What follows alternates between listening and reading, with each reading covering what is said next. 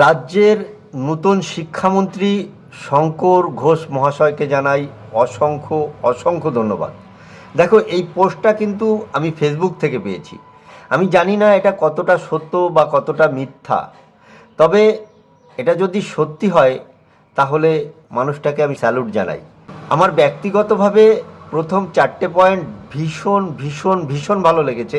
তাই মনে হলো এটাকে নিয়ে যদি একটা ভিডিও না করা হয় তাহলে অন্যায় করা হবে। দেখো, আমার কিন্তু এই প্রথম 4টে পয়েন্ট ভীষণ ভীষণ ভালো লেগেছে।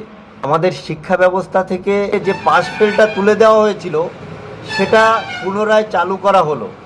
বেসরকারি স্কুলটা বন্ধ হবে সেটা বলা হলো।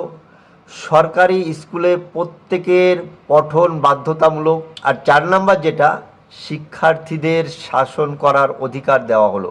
সত্যি বলছি, এই 4টে পয়েন্ট আমার কিন্তু ব্যক্তিগতভাবে ভীষণ ভীষণ ভীষণ ভালো লেগেছে। তোমাদের কার কেমন লেগেছে অবশ্যই একটু জানিও, আর যদি ভালো লাগে অন্য বন্ধুকে দেখবার সুযোগ করে দিও। জয় জয় শ্রীরাম।